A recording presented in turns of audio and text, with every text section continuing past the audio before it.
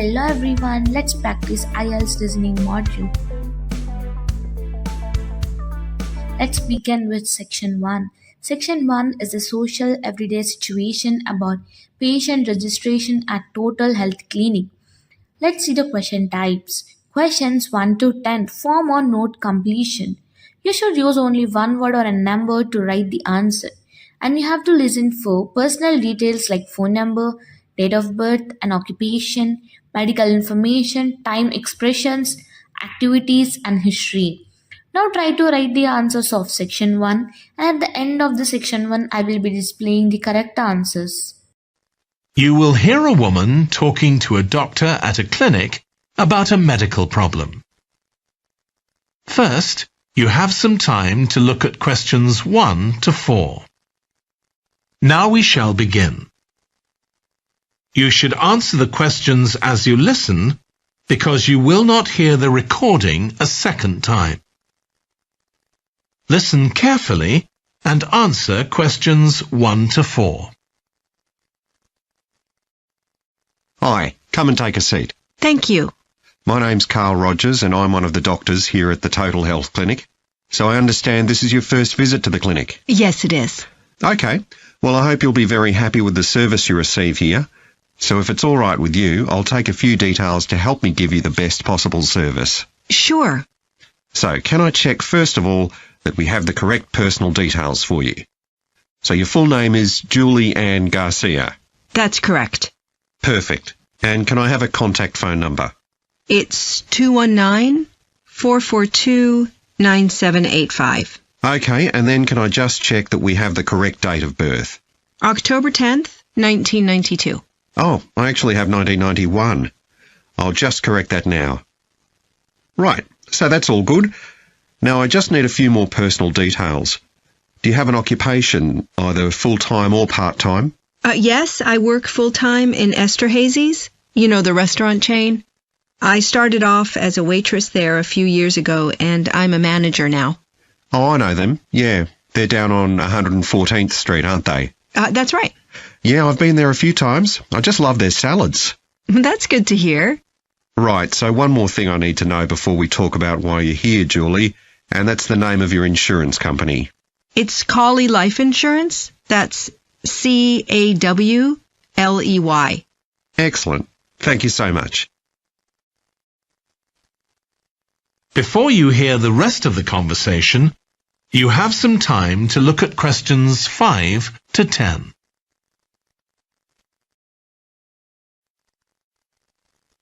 Now listen and answer questions 5 to 10. Now, Julie, let's look at how we can help you. So tell me a little about what brought you here today. Well, I've been getting a pain in my knee, the left one. Not very serious at first, but it's gotten worse, so I thought I ought to see someone about it. That's certainly the right decision.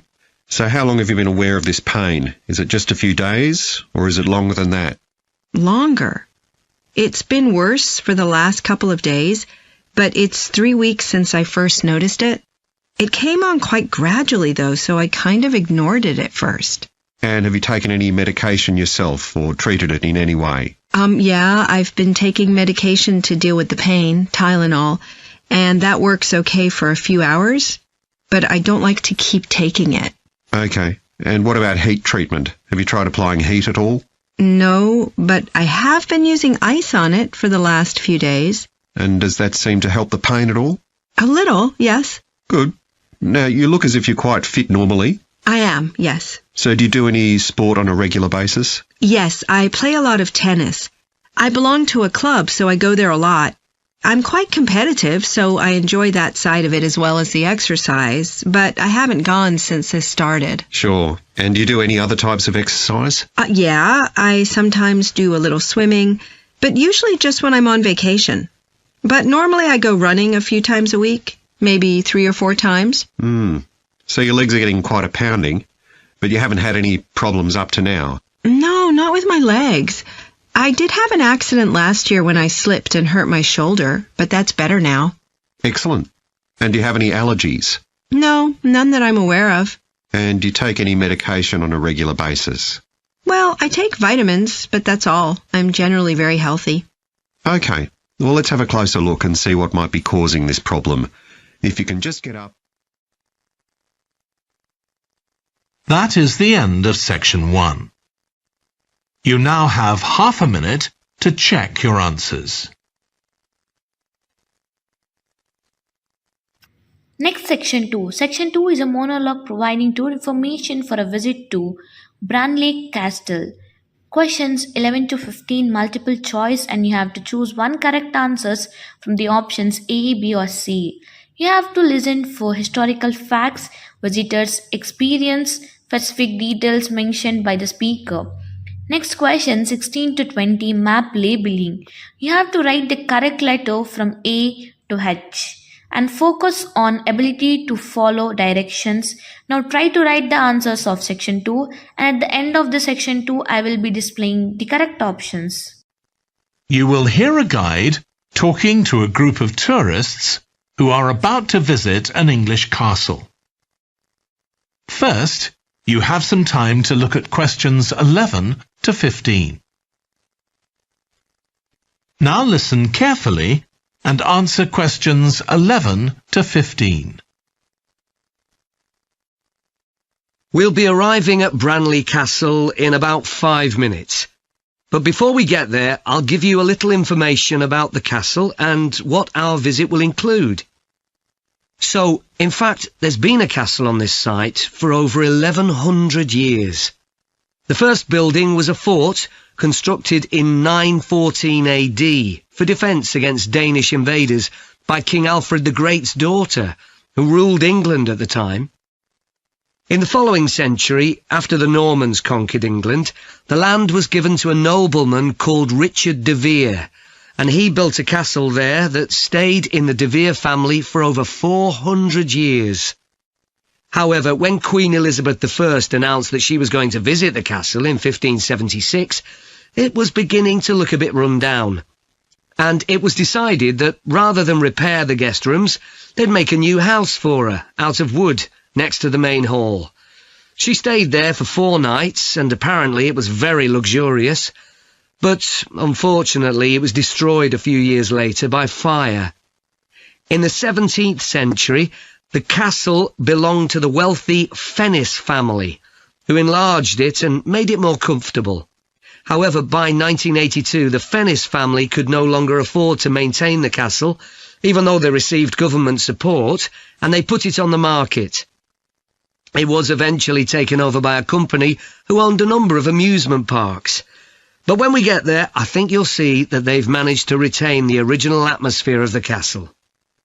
When you go inside, you'll find that in the staterooms, there are lifelike moving wax models dressed in costumes of different periods in the past, which even carry on conversations together.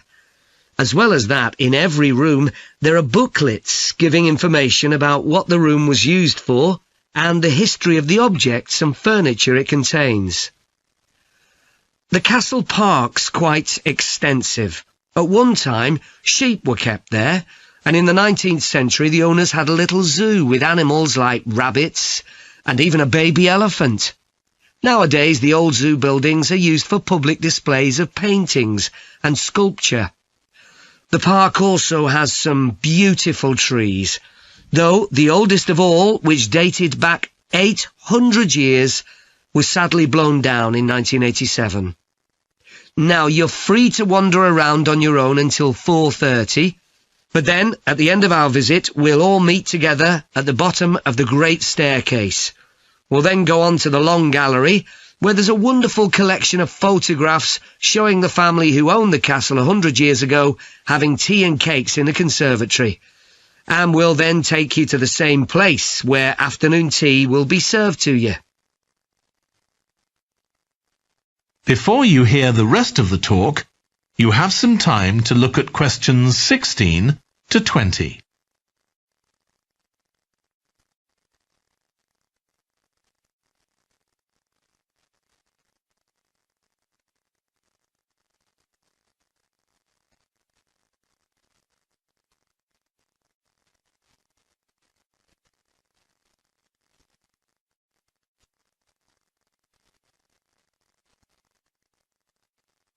Now listen and answer questions 16 to 20.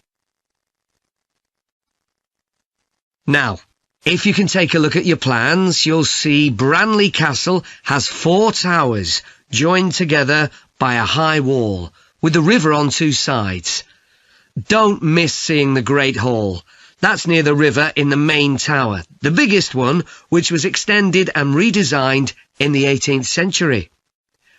If you want to get a good view of the whole castle, you can walk around the walls. The starting point's quite near the main entrance. Walk straight down the path until you get to the south gate, and it's just there. Don't go on to the north gate. There's no way up from there. There'll shortly be a show in which you can see archers displaying their skill with a bow and arrow. The quickest way to get there is to take the first left after the main entrance and follow the path past the bridge. Then you'll see it in front of you at the end. If you like animals, there's also a display of hunting birds, falcons and eagles and so on. If you go from the main entrance in the direction of the south gate, but turn right before you get there instead of going through it, you'll see it on your right, past the first tower. At 3 p.m, there's a short performance of traditional dancing on the outdoor stage. That's right at the other side of the castle from the entrance and over the bridge. It's about 10 minutes walk or so. And finally, the shop. It's actually inside one of the towers, but the way in is from the outside. Just take the first left after the main entrance, go down the path and take the first right. It's got some lovely gifts and souvenirs. Right, so we're just arriving. That is the end of section 2. You now have half a minute to check your answers. Next, section 3. Section 3 is an academic discussion between 2 students, Rosie and Martin, planning a presentation. Questions 21 to 24, multiple choice. You have to choose one correct answer from the options A, B or C. You have to focus on ideas, opinions and agreements between speakers. Next, questions 25 to 30, matching. You have to choose the correct one from A to H. Focus on planning skills and organization of ideas. Now it's your turn to write the answers of section 3, and at the end I will be providing answers for checking. You will hear 2 environmental science students called Rosie and Martin discussing their presentation on an extinct animal called the woolly mammoth with their tutor. First, you have some time to look at questions 21 to 24. Now listen carefully and answer questions 21 to 24. So, Rosie and Martin, let's look at what you've got for your presentation on woolly mammoths. OK, we've got a short outline here. Thanks. So, it's about a research project in North America. Yes, but we thought we needed something general about woolly mammoths in our introduction to establish that they were related to our modern elephant, and they lived thousands of years ago in the last ice age. Maybe we could show a video clip of a cartoon about mammoths, but that'd be a bit childish. Or we could have a diagram. It could be a timeline to show when they lived, with illustrations. Or we could just show a drawing of them walking in the ice. No, let's go with your last suggestion. Good. Then you're describing the discovery of the mammoth tooth on St. Paul's Island in Alaska and why it was significant. Yes, the tooth was found by a man called Russell Graham. He picked it up from under a rock in a cave. He knew it was special. For a start, it was in really good condition, as if it had been just extracted from the animal's jawbone. Anyway, they found it was 6,500 years old. So why was that significant? Well, the mammoth bones previously found on the North American mainland were much less recent than that, so this was really amazing. Then we're making an animated diagram to show the geography of the area in prehistoric times. So, originally, St. Paul's Island wasn't an island. It was connected to the mainland, and mammoths and other animals, like bears, were able to roam around the whole area. Then the climate warmed up and the sea level began to rise, and the island got cut off from the mainland. So those mammoths on the island couldn't escape. They had to stay on the island. And in fact, the species survived there for thousands of years after they'd become extinct on the mainland. So why do you think they died out on the mainland? No one's sure. Anyway, next we'll explain how Graham and his team identified the date when the mammoths became extinct on the island. They concluded that the extinction happened 5,600 years ago, which is a very precise time for a prehistoric extinction. It's based on samples they took from mud at the bottom of a lake on the island. They analysed it to find out what had fallen in over time. Bits of plants, volcanic ash, and even DNA from the mammoths themselves. It's standard procedure, but it took nearly 2 years to do. Before you hear the rest of the discussion, you have some time to look at questions 25 to 30.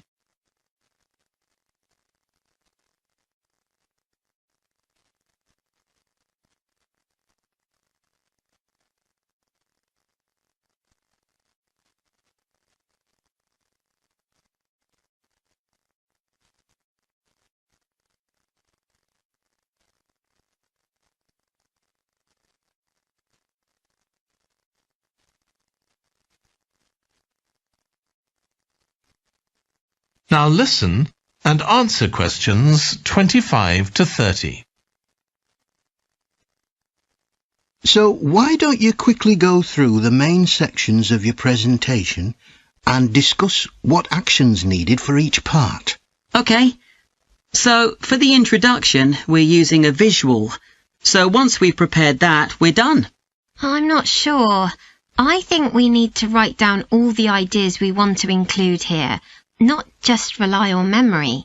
How we begin the presentation is so important. You're right. The discovery of the mammoth tooth is probably the most dramatic part, but we don't have that much information, only what we got from the online article. I thought maybe we could get in touch with the researcher who led the team and ask him to tell us a bit more. Great idea. What about the section with the initial questions asked by the researchers? We've got a lot on that, but we need to make it interesting. We could ask the audience to suggest some questions about it, and then see how many of them we can answer. I don't think it would take too long. Yes, that would add a bit of variety. Then the section on further research carried out on the island, analysing the mud in the lake. I wonder if we've actually got too much information here. Should we cut some? I don't think so, but it's all a bit muddled at present. Yes, maybe it would be better if it followed a chronological pattern. I think so.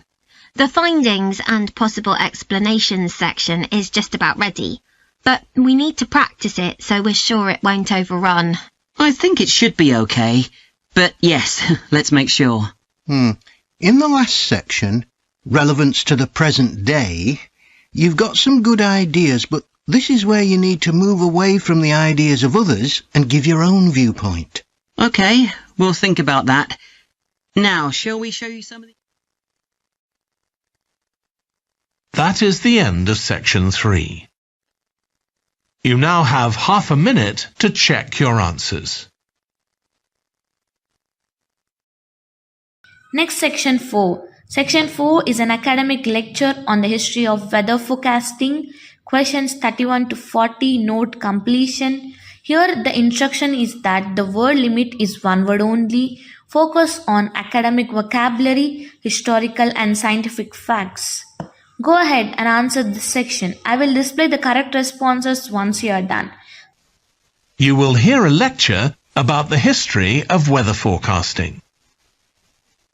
First, you have some time to look at questions 31 to 40.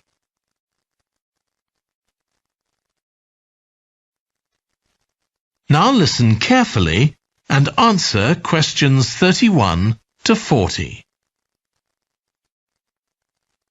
In this series of lectures about the history of weather forecasting, I'll start by examining its early history.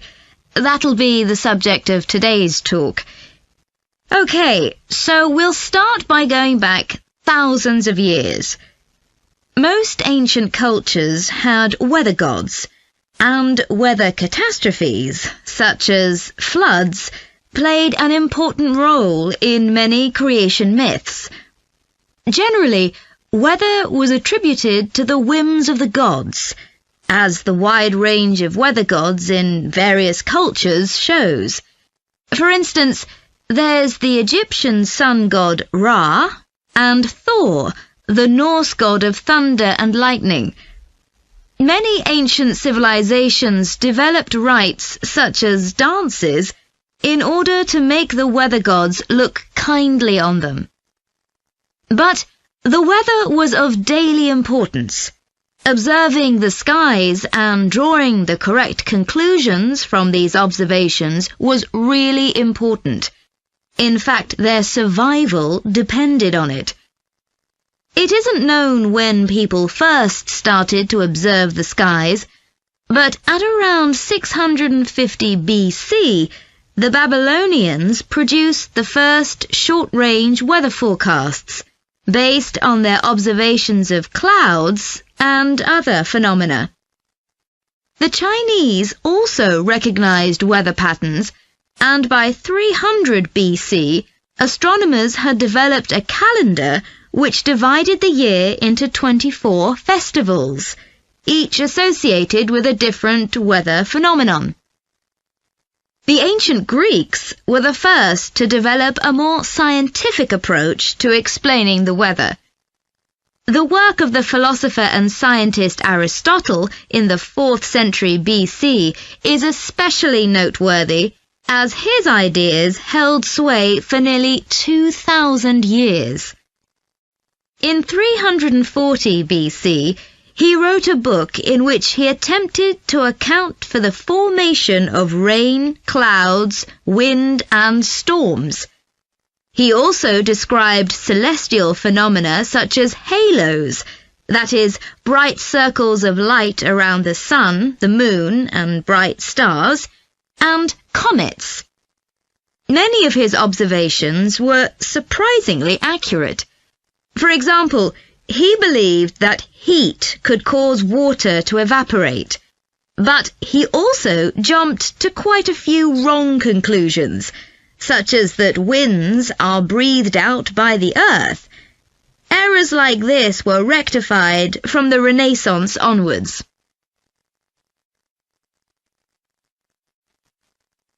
For nearly 2,000 years, Aristotle's work was accepted as the chief authority on weather theory. Alongside this, though, in the Middle Ages, weather observations were passed on in the form of proverbs, such as red sky at night, shepherd's delight, red sky in the morning, shepherd's warning. Many of these are based on very good observations and are accurate, as contemporary meteorologists have discovered. For centuries, any attempt to forecast the weather could only be based on personal observations. But in the 15th century, scientists began to see the need for instruments. Until then, the only ones available were weather vanes to determine the wind direction and early versions of rain gauges. One of the first, invented in the 15th century, was a hygrometer, which measured humidity. This was one of many inventions that contributed to the development of weather forecasting. In 1592, the Italian scientist and inventor Galileo developed the world's first thermometer. His student Torricelli later invented the barometer, which allowed people to measure atmospheric pressure. In 1648, the French philosopher Pascal proved that pressure decreases with altitude. This discovery was verified by English astronomer Halley in 1686, and Halley was also the first person to map trade winds. This increasing ability to measure factors related to weather helped scientists to understand the atmosphere and its processes better, and they started collecting weather observation data systematically. In the 18th century, the scientist and politician Benjamin Franklin carried out work on electricity and lightning in particular, but he was also very interested in weather and studied it throughout most of his life. It was Franklin who discovered that storms generally travel from west to east. In addition to new meteorological instruments, other developments contributed to our understanding of the atmosphere. People in different locations began to keep records, and in the mid-19th century, the invention of the telegraph made it possible for these records to be collated. This led, by the end of the 19th century, to the first weather services. It was not until the early 20th century that mathematics and physics became part of meteorology, and we'll continue from that point next week. That is the end of section 4. You now have half a minute to check your answers.